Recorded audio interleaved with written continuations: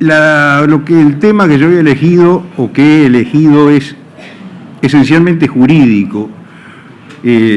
No sé si lo expondré con ciertas pautas de interés o si solamente curaré el insomnio de los presentes, pero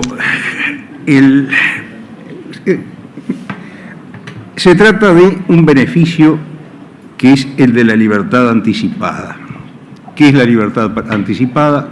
Cuando alguien ha sido condenado por un delito, si la pena es de penitenciaría, cumplido los 2 años, se evalúa si está resocializado o apto para reinsertarse en la sociedad, y de esa manera la persona cumple la pena en libertad. Disculpe, doctor. Le vamos a pedir silencio a los presentes, por favor, porque además del sonido ambiente tenemos los aires y se está transmitiendo y nos comentan que no se escucha bien. Muchas gracias. Adelante. Ahora creo que sí, que hasta demasiado, ¿no? Bien. Sí, bien, bueno, ok. Es un beneficio que viene del Código Penal uruguayo, del Código 34, y probablemente venga del 89, eso no tengo ese arrastro, pero sí tiene que ver con la concepción que tenía Irureta Goyena del delito como un peligro para la sociedad, o más bien el delito no, el delincuente.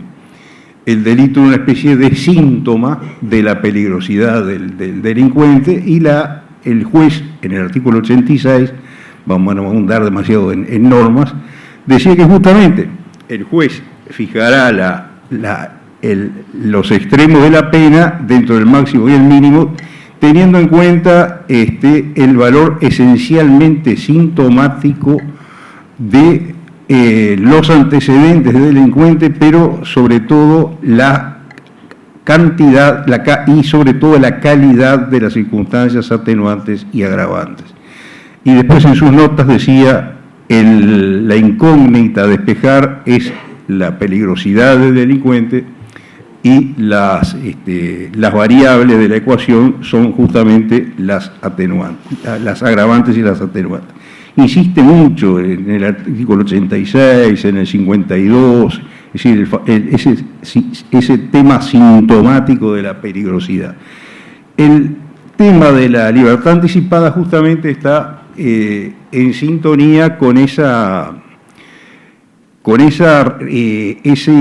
sentido de peligrosidad que se le da a la persona del delincuente, que en definitiva es una perspectiva que siempre ha sido criticada, porque si tú vas a juzgar a un sujeto por un hecho pasado y terminas castigando a un sujeto por los hechos que podrá cometer, estás posponiendo el juzgamiento de un delincuente actual y, digamos, castigando a un delincuente eventual por un delito que podrá o no podrá cometer. Disculpen esta serie de digresiones, pero quiero insertar el tema de la libertad anticipada dentro de lo que es la graduación de la pena. Como decía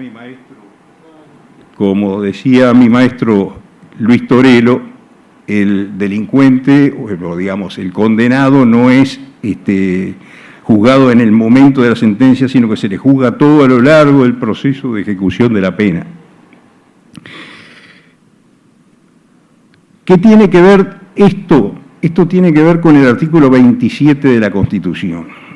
El artículo 27 de la Constitución responde a una de las interrogantes que la doctrina se hace con respecto a ¿para qué castigamos? ¿Cuál es el fundamento de la pena?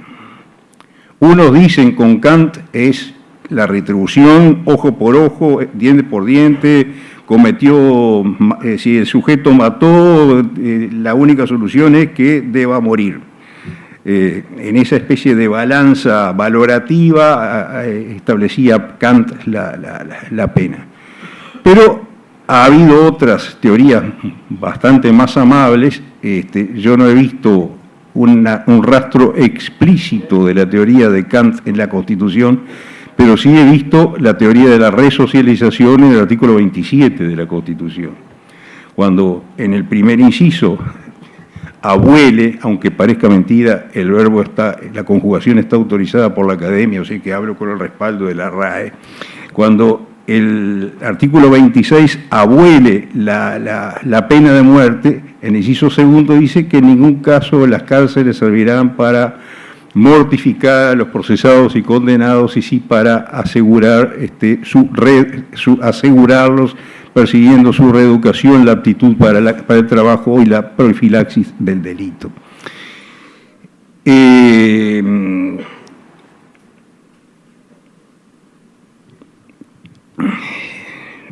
No querría abundar mucho más sobre la pena, pero digo, el rastro que nosotros tenemos en el sentido que coadyuva con la libertad, la concesión de la libertad anticipada, cumplida lo que nuestros defendidos llaman la media pena, a los dos tercios de cumplida la pena, que hay que concederlo sí o sí. Ese instituto ha sufrido, digamos, tipo acordeón, ha sufrido ampliaciones, ha sufrido acotaciones, pero nunca ha dejado de existir. Y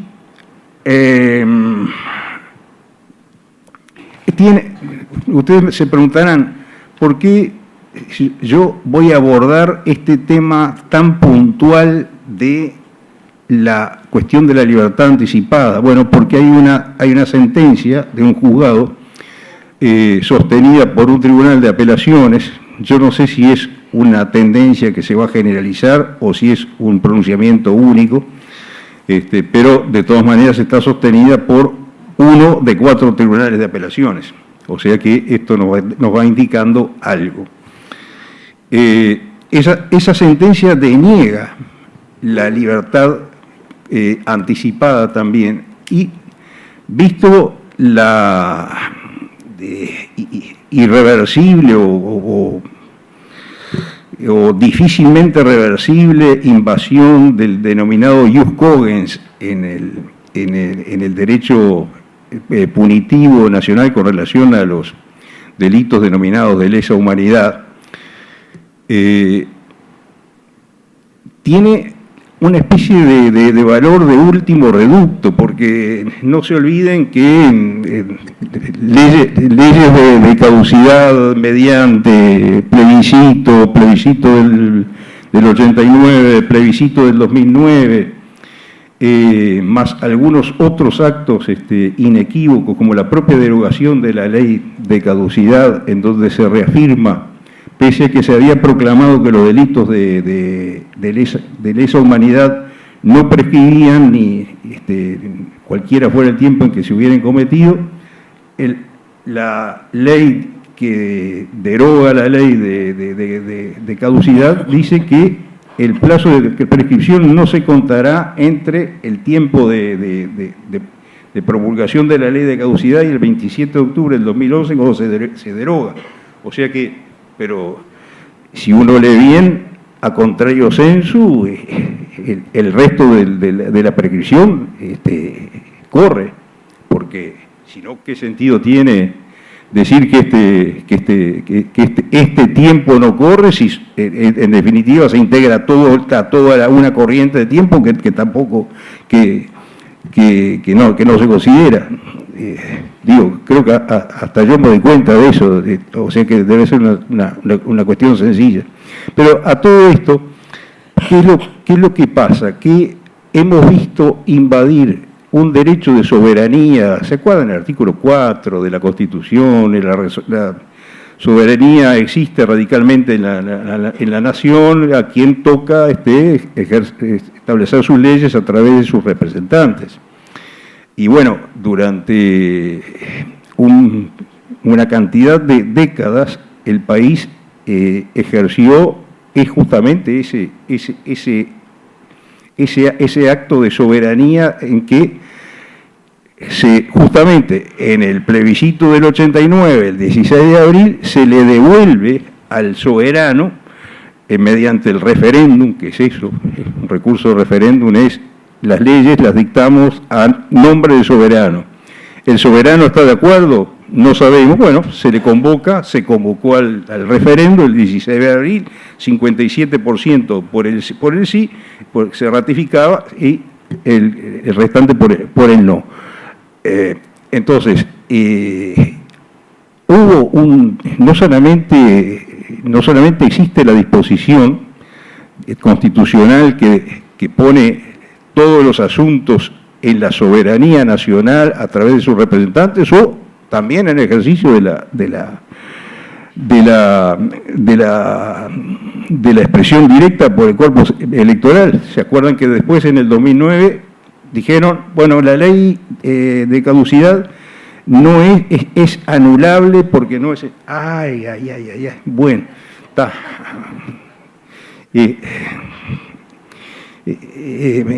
bien, toda esta política, digamos, que estaba refrendada, digamos, por lo que podría decirse en la doctrina civilista, un hecho propio, o sea que el Estado no solamente conoce el artículo 4, sino que lo practicó por diversos actos, como declaración de constitucionalidad de la ley, el 2 de mayo del 88, en fin. Todo eso, ese ámbito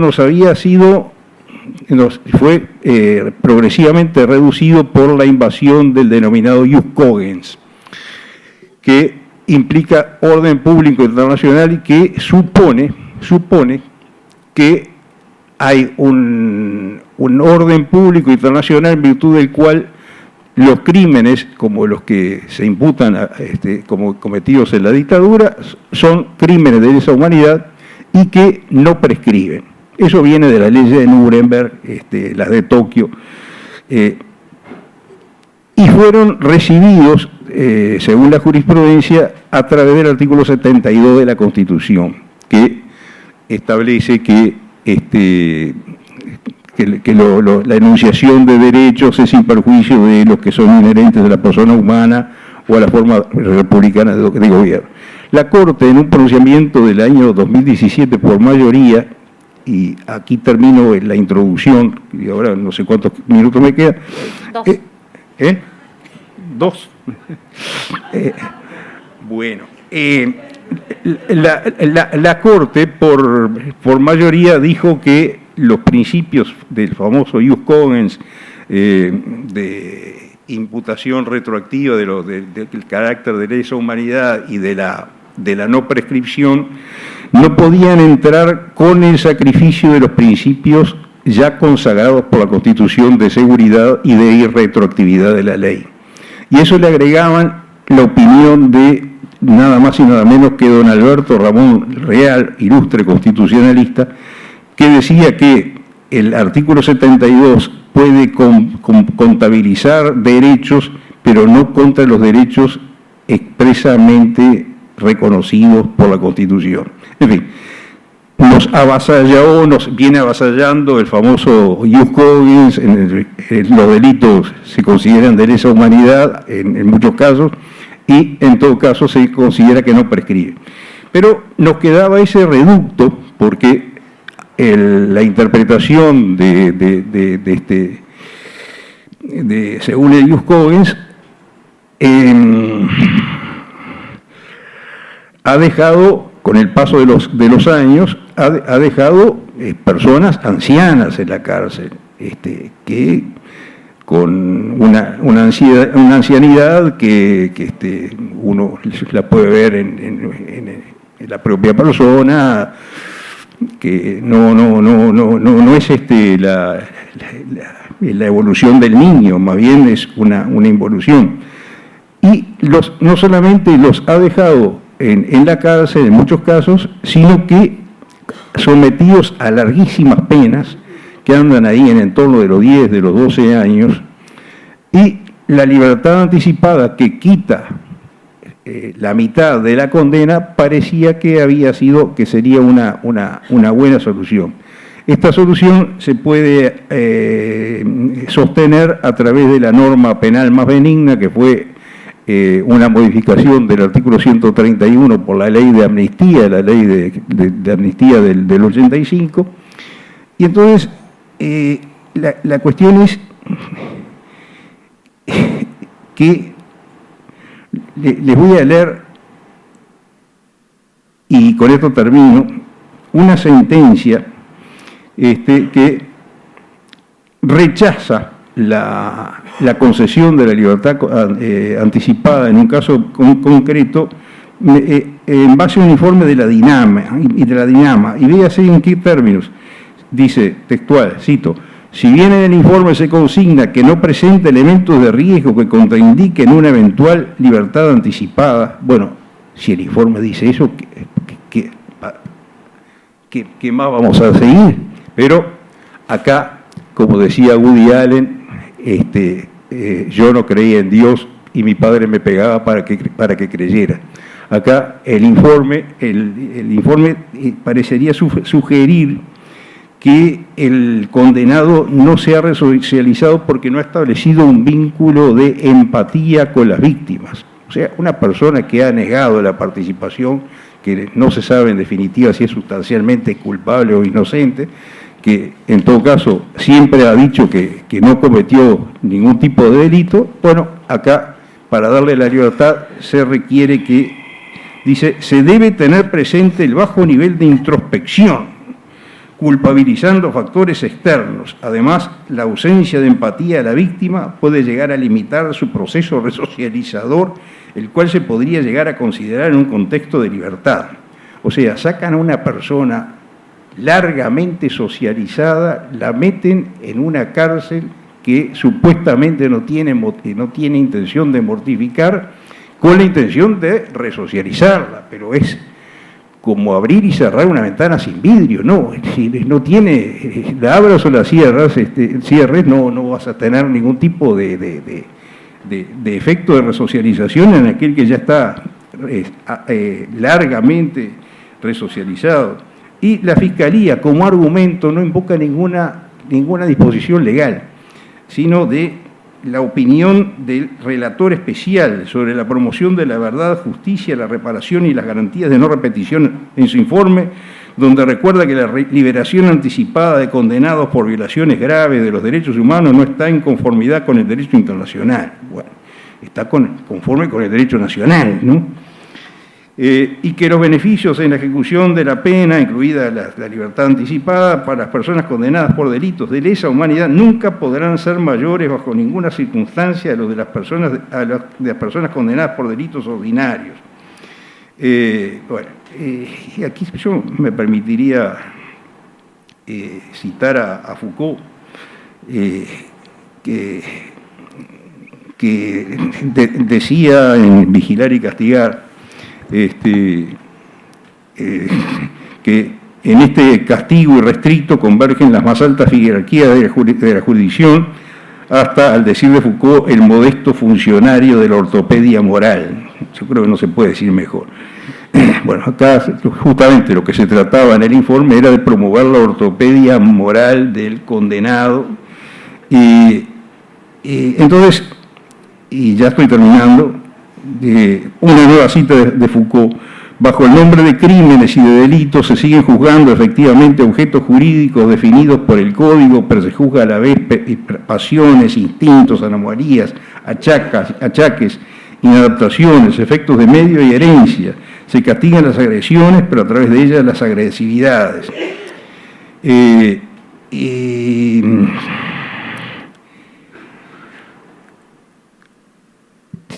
En definitiva, este informe, requiriendo lo que nadie requiere, lo que ninguna ley requiere, que era un poco el último reducto nacional de soberanía, bueno, parece que aquí tampoco. Entonces, la pena, vista desde el punto de vista del artículo 27 de la Constitución, tiene la misma utilidad que tenía el castigo de Jerjes al mar. ¿Se acuerdan? Una tormenta, iba a cruzar, había armado un puente de barcas, y una tormenta se lo deshizo en la noche, y Jerjes, él mismo, encabezó un castigo a latigazos al mar. Bueno, en definitiva, la labor de Jerjes era igualmente inútil a esta reclusión que se establece, solo que era menos perjudicial, porque el mar nunca se quejó, ni podía quejarse. O sea, y para terminar, no se trata solamente de que se castiga al mar, también es necesario que el mar se arrepienta de la tormenta. Bueno, muchas gracias.